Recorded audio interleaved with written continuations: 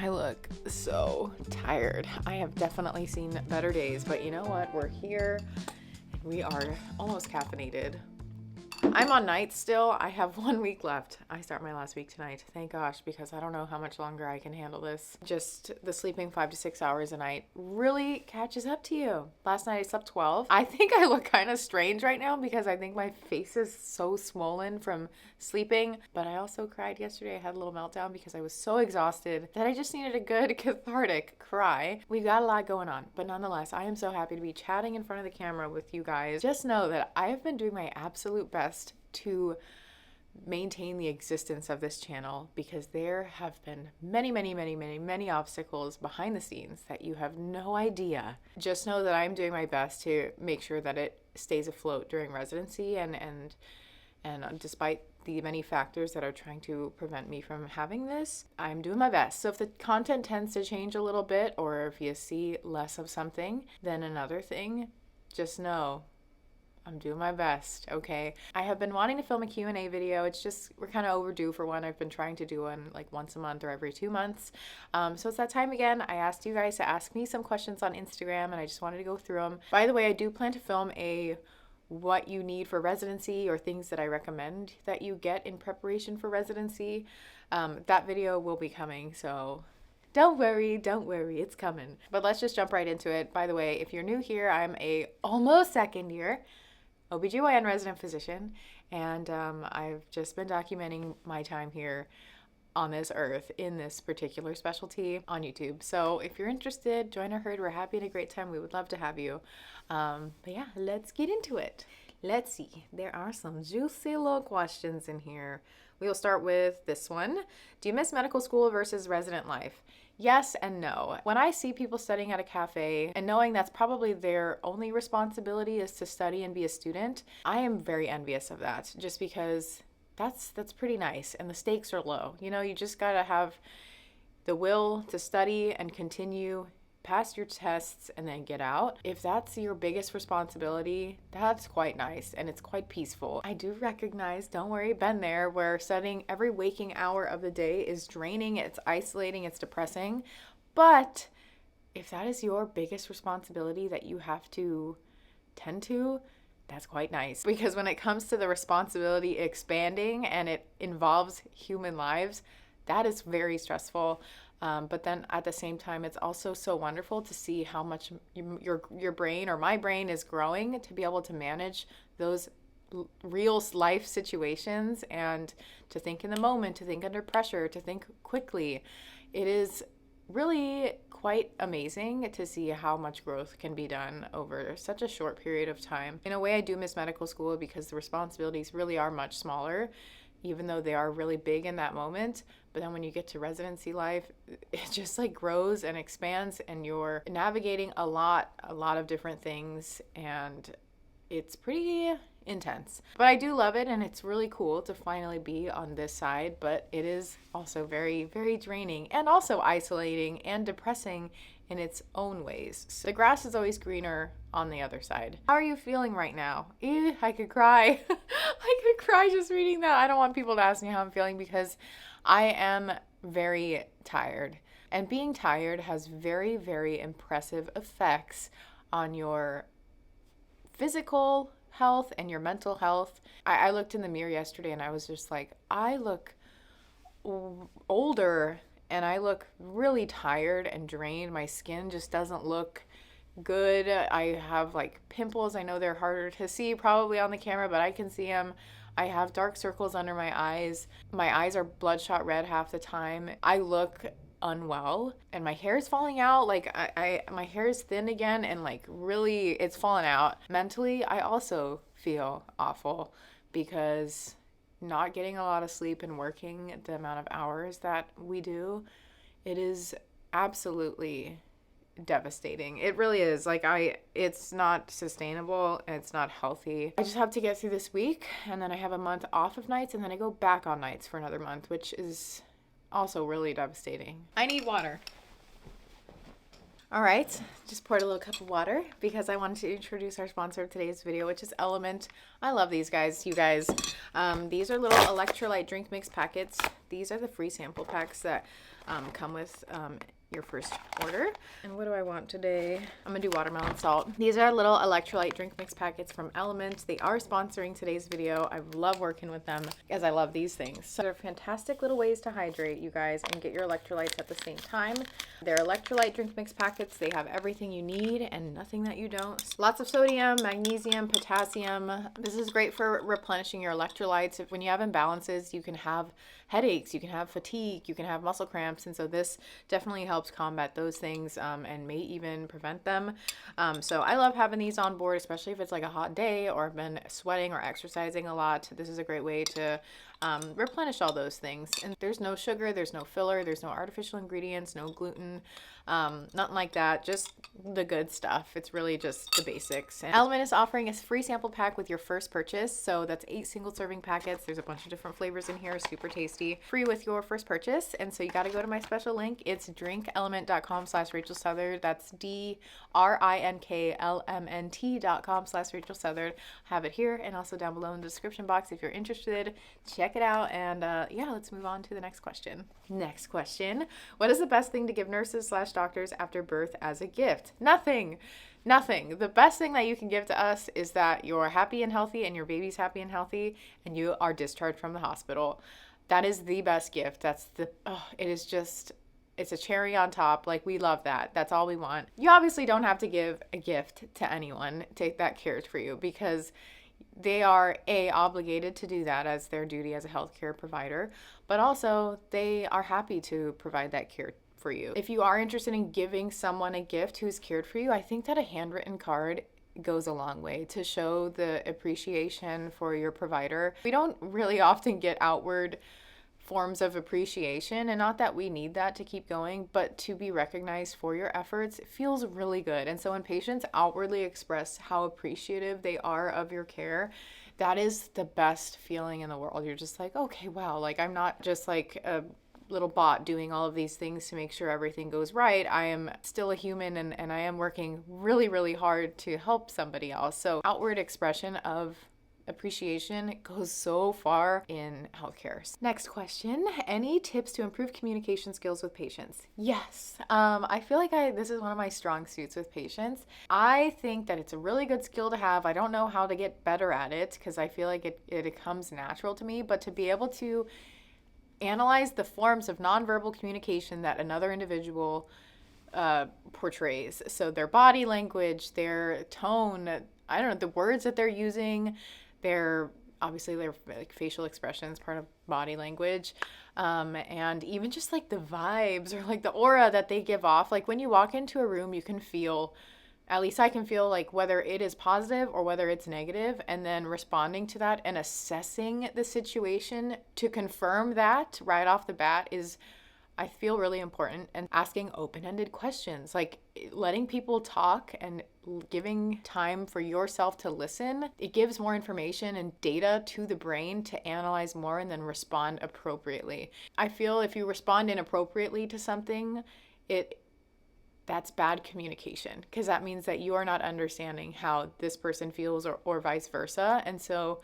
trying to always be on an even ground and on the same page is so helpful. And I know that's not like the best answer, but I think that practicing your communication and practicing your listening skills, practicing how you read people, that is important and it'll go a long way. Next question. I'm getting a lot from these new incoming med students. What is the best advice you can give to soon to be med students? You are a total role model. I love you. Oh, I love you too. Congratulations on those who are getting into medical school. You guys are starting in a few months. It's a very exciting time. Lots of things will go down when you're a med student and you're going to grow a lot. And I think just being open to that growth, knowing that it's going to be really freaking hard and it's something that you've never encountered in your entire life, just being open for that. It's hard, but you get through it and it's doable. And remind yourself of your why. Have your support people. I say this a lot. I feel like I talk about, having your support people is a huge thing, but it is. So having your support people and really leaning into them, asking for help, getting help if you need it. And by gosh darn it, golly jeepers, you guys, treat yourself when You need to. And I know that people are like, no, like I'm on loans and stuff. You will pay them off at some point. Do not restrict yourself from living life and doing things or getting like little things you want. Like if you want to have that nice little dinner for yourself instead of the frozen meals that you're having every single day, like go get it, because your well-being is so important. And to sacrifice literally everything that you have going in your life for medical school, for residency, absolutely not. I am a number one advocator for treating yourself, because life is too short. You die tomorrow. That sucks that you restricted yourself from living and enjoying things that would make you happy. Oh boy, tips for incoming OB interns. My dear sweet, y'all, it's so hard. It's so hard. Oh my God, you're just gonna have to roll with it. It is, I can't tell you anything to prepare you because it is such a shock to the system. It takes a long time to adjust, but then all of a sudden you like wake up and are reborn again, and you're just like, wow, I'm actually handling this, and wow, I'm not doing a bad job, and I'm surviving, and things are okay, and now I'm responding to situations differently, and I'm not as wild and stressed, and I handle probably the most miserable shifts, and I make it through. And you're just more of like proud of yourself because you're like, I never thought I would make it through, but then all of a sudden you do. But those first few months, it is probably going to be, I'm not kidding you, the worst time of your life, and I am so sorry that it's designed like this. To have it be such a shock. And I just hope that you have a good residency program like mine where you have the support. How do you deal with the fear of making mistakes, especially at work? I freaking love our attendings and I love our residents because it feels so good to know that I am always under observance of someone who knows so freaking much. And it almost, I could compare it to a child learning how to walk and knowing that mom and dad are there, that if you start to fall, they grab you and pick you up.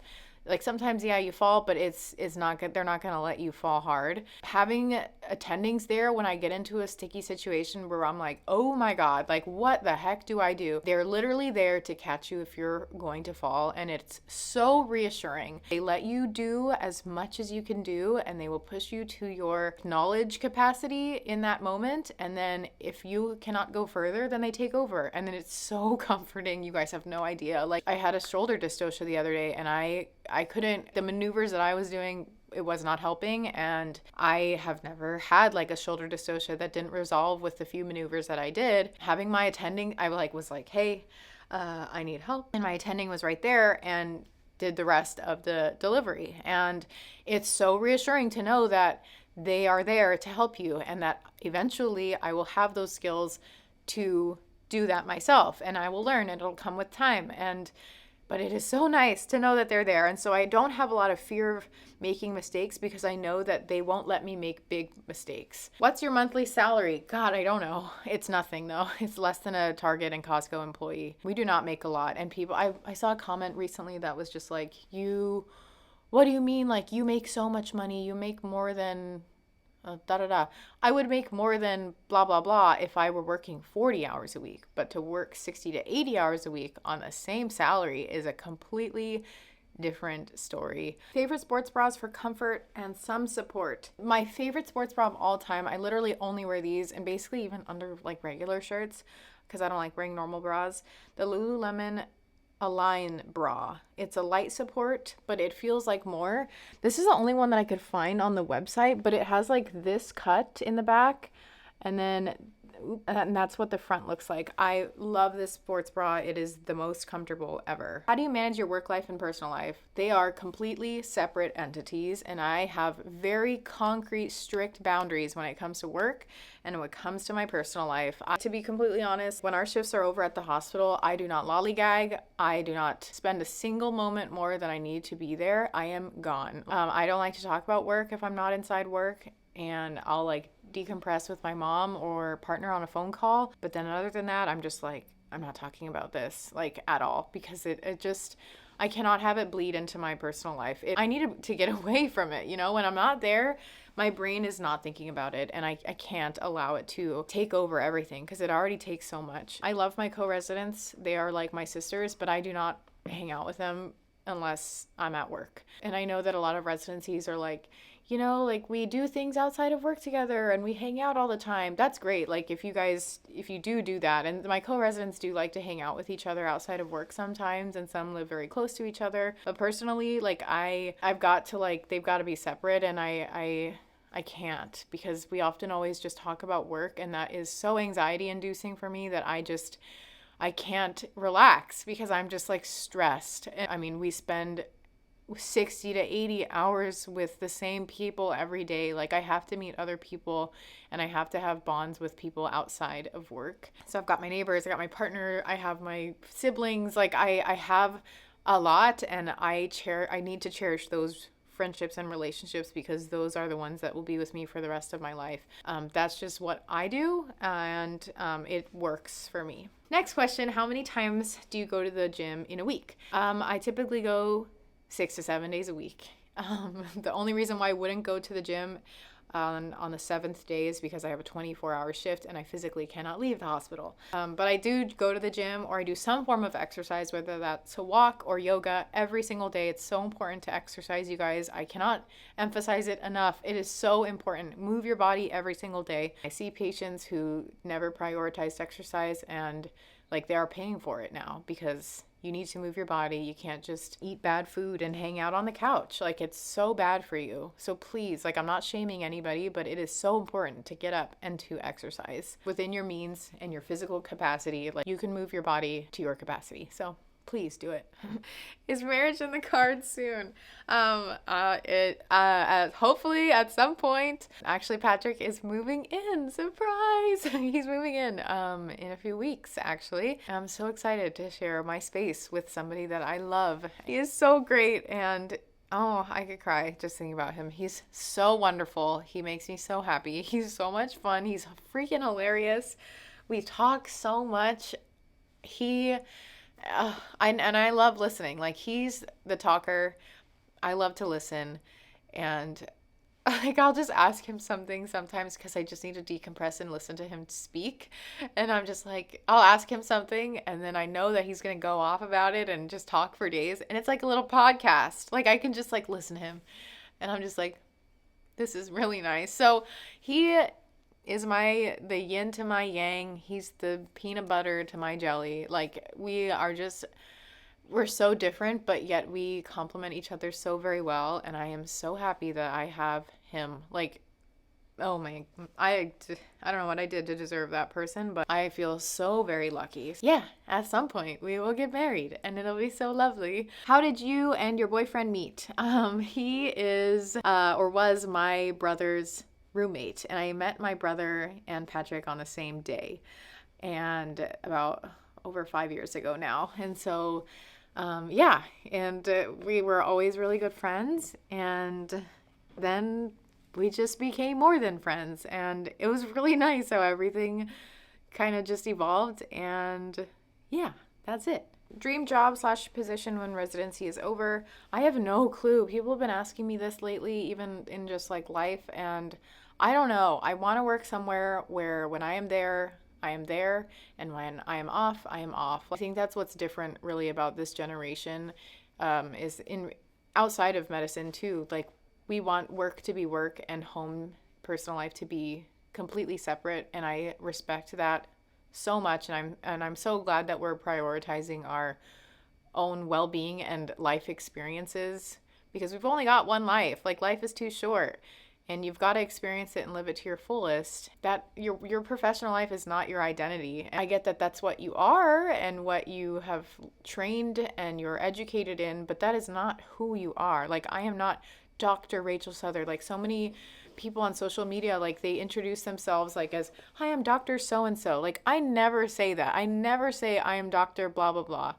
because I am first and foremost Rachel Southard. Like that's who I am. I am a regular schmegular human. Unless you're giving like medical recommendations, it's not pertinent. And I get like people are proud to be a doctor. Like trust me, I'm a like first generation college graduate, and the first doctor in my family.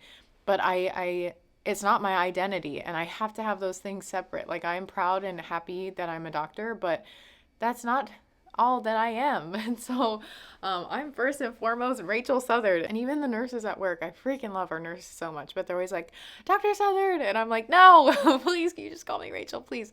And I know that it's just like, well, they're like, you earned this. And it's just like right and professional for us to call you that. But I'm like, okay, you can in front of the patients if you want. But at the same time, like if we're like just talking to each other or you were trying to get my attention in the hall, like just say Rachel, like I'm fine with that, please. And so some of them are like Dr. Rachel, which I'm like, fine, like you can do that. But I'm just Rachel. Yeah, if you disagree, that's fine. Go off in the comments about it. All right, you guys, I am so happy that I got to sit down and film this video and just chat with you guys, catch you guys up on some things. If I didn't get to your question, I do apologize. You can ask it down below and I'll do my best to get back to it. Or you can follow me on Instagram, where when I do my next Q&A, you can see when I post that little poll question box thing there, and you can ask a question and hopefully I get to it in that one. I love you guys so much. Thank you so much for watching. Thank you for always supporting me. I'm so happy that our community continues to grow.